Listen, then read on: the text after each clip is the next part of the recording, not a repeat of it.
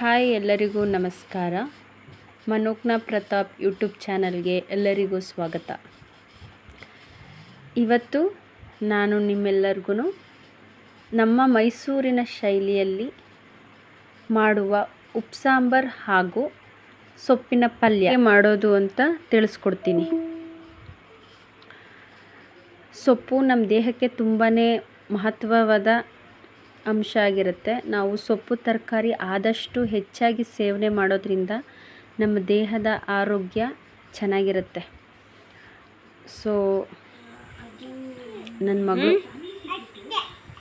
ಯಾರ್ದದು ಏನಕ್ಕೆ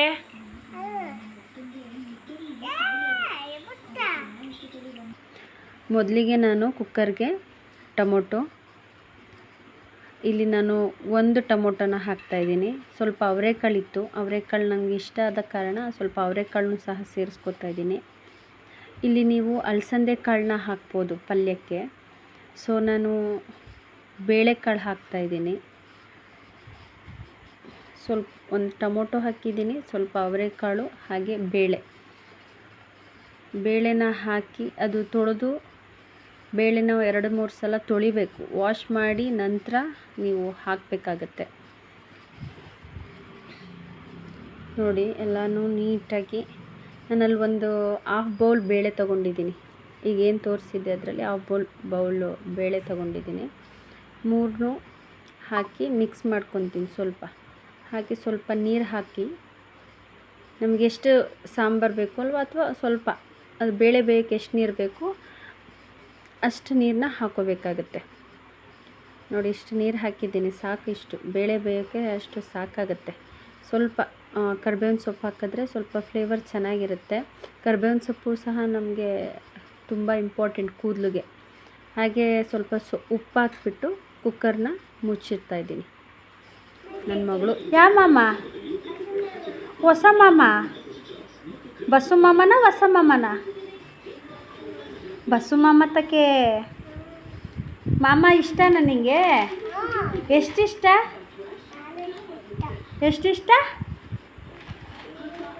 ಏನು ಬರೀತಾರದು ನೀನು? ಹಾಂ ಲೇಡೀಸ್ ಏನು ಬರೀತಿದ್ದಕ್ಕಂದ ಹೇಳಿಯವ, ನನಗೂ ಹೇಳವ. ಏನು ಬರೀತಾರದು ತೋರಿಸು. ಏನು ಬರೀತಾರದು ಬರೀ ತೋರಿಸು ನನಗೆ. ಏನೇನು ಬರೀತೀಯ? ಏನು ಬರೀತಾರದು? ಹಾಂ ಕರೆಕ್ಟಾಗಿ ಹೇಳಬೇಕು.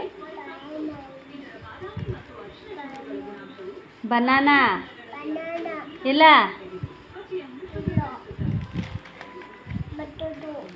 ಹಾಂ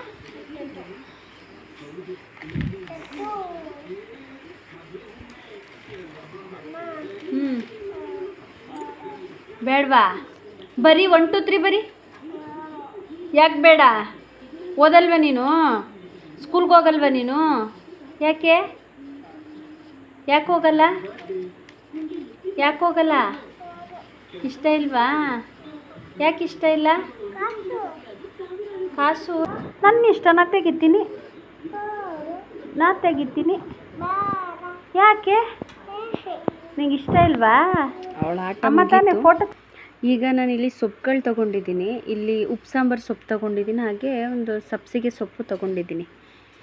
ಸೊ ಈಗ ಬೇಳೆ ಬೆಂದಿದೆ.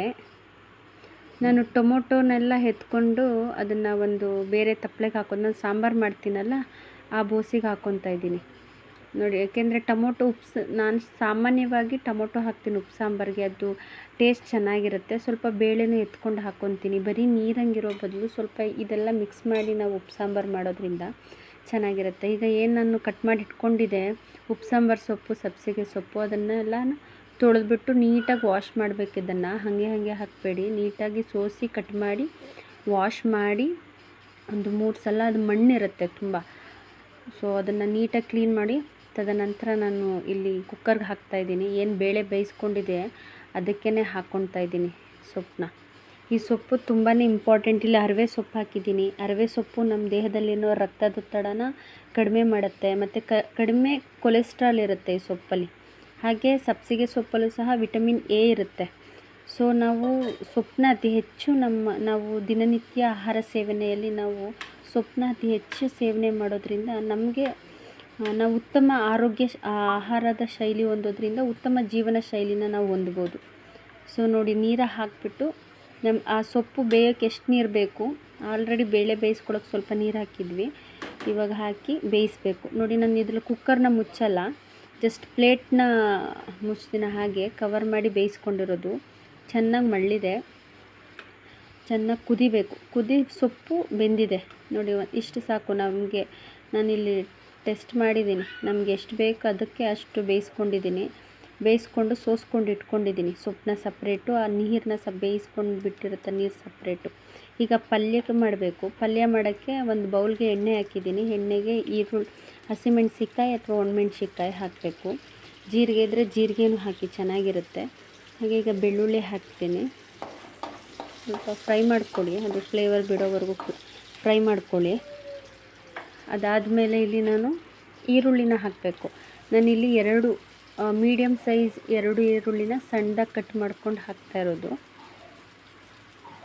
ಅದನ್ನು ಹಾಕಿ ಸ್ವಲ್ಪ ಫ್ರೈ ಮಾಡ್ಕೊಳ್ಬೇಕು ನೀವು. ಅದು ಸ್ವಲ್ಪ ಇದಾದಮೇಲೆ ಸ್ವಲ್ಪ ಉಪ್ಪು ಹಾಕಿ. ನಾನು ಆಲ್ರೆಡಿ ಸೊಪ್ಪಿಗೆ ಉಪ್ಪು ಹಾಕಿರ್ತೀನಿ, ಅಂದರೆ ಸೊಪ್ಪಂದರೆ ನಾವು ಬೇಳೆ ಬೇಯಿಸ್ಕೊಳ್ವಾಗ ಸ್ವಲ್ಪ ಉಪ್ಪು ಹಾಕಿರ್ತೀನಿ. ಸೊ ಈಗಲೂ ಅಷ್ಟೇ ಸ್ವಲ್ಪ ಫ್ರೈ ಆಗಬೇಕು ಇದು ಈರುಳ್ಳಿ. ಒಂದು ಸ್ವಲ್ಪ ಗೋಲ್ಡನ್ ಬ್ರೌನ್ ಬರೋವರೆಗೂ ಸ್ವಲ್ಪ ಫ್ರೈ ಮಾಡ್ಕೊಳ್ಳಿ. ನೋಡಿ, ಕರ್ಬೇವಿನ ಸೊಪ್ಪು ಆವಾಗಲೂ ಹಾಕಿದ್ದೆ ಫ್ಲೇವರ್ಗೆ. ಕರ್ಬೇವಿನ ಸೊಪ್ಪು ನಾವು ಹೆಚ್ಚಾಗಿ ತಿನ್ನೋದ್ರಿಂದ ತುಂಬ ಹೆಲ್ತ್ಗೂ ಒಳ್ಳೆಯದಾಗಿರುತ್ತೆ, ದೃಷ್ಟಿಗೆ ಒಳ್ಳೆಯದು, ಕೂದಲಿಗೆ ಒಳ್ಳೆಯದು. ಅದರಿಂದ ಸೊಪ್ಪನ್ನ ಆದಷ್ಟು ಹೆಚ್ಚಾಗಿ ತಿನ್ನಿ. ಫ್ರೈ ಆಗಿದೆ ನೋಡಿ ಇಲ್ಲಿ. ಸೊ ಇದನ್ನು ಚೆನ್ನಾಗಿ ಬಾಡಿಸ್ಕೊಂಡು, ಇವಾಗ ನಾನು ಏನು ಇಟ್ಕೊಂಡಿದ್ದೆ, ಸೊಪ್ಪು ಬೇರೆ ಆ ನೀರು ಬೇರೆ, ಇದರಲ್ಲಿ ಸೊಪ್ಪನ್ನ ಮಾತ್ರ ತೆಗೆದು ನಾನು ಈಗ ಇದ್ರೊಳಗಡೆ ಹಾಕ್ತೀನಿ. ಫ್ರೈ ಮಾಡ್ತಾರೋ ಗೋಸೆ ಒಳಗಡೆ ಹಾಕ್ತೀನಿ. ಎಲ್ಲನೂ ಹಾಕಬೇಕು ನೋಡಿ. ಕಾಳೆಲ್ಲ ಇದು ಈ ರೀತಿ ಕನ್ಸಿಸ್ಟೆನ್ಸಿಯಾಗೆ ಬೇಯಿಸ್ಕೊಳ್ಳಿ, ತುಂಬ ಟೇಸ್ಟಿಯಾಗಿರುತ್ತೆ ನಿಜವಾಗ್ಲೂ. ನಮ್ಮೂರು ಸೊಪ್ಪು ಸಾಂಬಾರು ಹಾಗೂ ಸೊಪ್ಪಿನ ಪಲ್ಯ ಒಂದು ಸಲ ಟ್ರೈ ಮಾಡಿ, ತುಂಬಾ ಟೇಸ್ಟಿಯಾಗಿರುತ್ತೆ ಇದಕ್ಕೆ ಉಪ್ಪು ಸಾಂಬಾರು, ಖಾರ, ತುಪ್ಪ ಹಾಕ್ಕೊಂಡು ತಿಂತಾಯಿದ್ರೆ ಸೂಪರ್.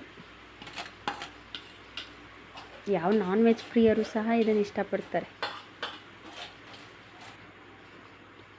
ಈಗ ಸ್ವಲ್ಪ ಮಿಕ್ಸ್ ಮಾಡಿ, ಸೊಪ್ಪು ಹಾಕಿದ್ಮೇಲೆ ಮಿಕ್ಸ್ ಮಾಡಾದಮೇಲೆ ನೋಡಿ, ಸ್ವಲ್ಪ ಪ್ಲೇಟ್ ಮುಚ್ಚಿ ಸ್ವಲ್ಪ ಅದೆಲ್ಲ ಬೇಯೋವರೆಗೂ ಬಿಡಿ.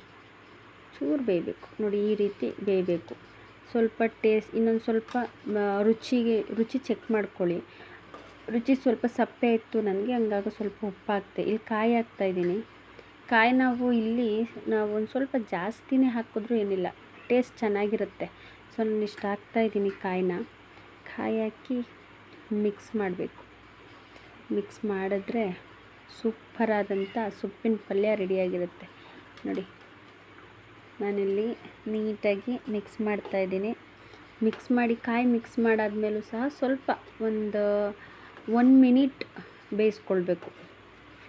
ಅದು ಯಾಕೆ ಅಂತ ಹೇಳಿದ್ರೆ, ಸೊಪ್ಪಲ್ಲಿ ಮತ್ತು ಕಾಯಲ್ಲಿರುವಂತಹ ಅಂಶ ಎಲ್ಲ ಒಟ್ಟಿಗೆ ಸೇರಬೇಕದು ನೀಟಾಗಿ. ಅವೆರಡು ಬೆರೆತಾಗಲೇ ಟೇಸ್ಟು ಡಬಲ್ ಆಗೋದು. ಸೊ ನೀವು ಸರಿಯಾಗಿ ಬೇಯಿಸದೇ ಇದ್ದರೆ ಅಷ್ಟು ಫ್ಲೇವರ್ ಬರೋಲ್ಲ, ಅಷ್ಟು ಟೇಸ್ಟು ಸಿಗಲ್ಲ ನಿಮಗೆ ಬಾಯಿಗೆ. ಸೊ ನಾನು ಅದಕ್ಕೆ 2 ಮಿಕ್ಸ್ ಮಾಡಿಬಿಟ್ಟು, ಕೆಲವರು ಇದನ್ನು ಹಿಂಗೆ ಮಿಕ್ಸ್ ಮಾಡಿಬಿಟ್ಟು ಹಿಂಗೆ ತೆಗೆದುಬಿಡ್ತಾರೆ. ಸ್ವಲ್ಪ ಚೂರು ಇರಬೇಕು ನೋಡಿ. ಹಿಂಗೆ ಬೆಂದಿದೆ, ಮುಚ್ಚಿಟ್ಬಿಟ್ಟು ತೆಗೆದೆ. ಇಲ್ಲಿ ನೋಡಿ, ಇದು ಸಾಂಬಾರು ನಾನೇನು ತೊಗೊಂಡಿದ್ದೆ, ಇದು ಉಪ್ಪು ಸಾಂಬಾರು ನೋಡಿ. ಈಗ ರೆಡಿಯಾಗಿದೆ ಪಲ್ಯ ಬೆಂದಿದೆ ನೋಡಿ, ಈ ರೀತಿ ನೀಟಾಗಿ ಬೆಂದಿದೆ. ಇವಾಗ ಟೇಸ್ಟು ಆಗುತ್ತೆ. ನಾನು ಈ ಪಲ್ಯ ಏನಿರುತ್ತೆ, ಈ ಪಲ್ಯನೂ ಸ್ವಲ್ಪ ನಾನು ಆ ಸಾಂಬಾರಿಗೆ ಹಾಕ್ತೀನಿ, ಉಪ್ಪು ಸಾಂಬಾರಿಗೆ. ಯಾಕೆ ಅಂದರೆ ನಾನು ಹಾಗೆ ಬರೀ ನೀರಾಗುತ್ತೆ ಅದು ಊಟ ಮಾಡುವಾಗ. ಸೊ ಆ ಸಾಂಬಾರು ಜೊತೆ ಇದನ್ನು ಹಾಕಿದ್ರೆ ಟೇಸ್ಟ್ ಇನ್ನೂ ಚೆನ್ನಾಗಿರುತ್ತೆ ಉಪ್ಪು ಸಾಂಬಾರ್ದು. ಸೊ ಎಲ್ಲರಿಗೂ ಈ ರೆಸಿಪಿ ಇಷ್ಟ ಆಗಿರುತ್ತೆ ಅಂದ್ಕೊತೀನಿ. ಸೊ ದಯವಿಟ್ಟು ಇಷ್ಟ ಆದಲ್ಲಿ ಸಬ್ಸ್ಕ್ರೈಬ್ ಮಾಡಿ, ಲೈಕ್ ಮಾಡಿ. Thank you.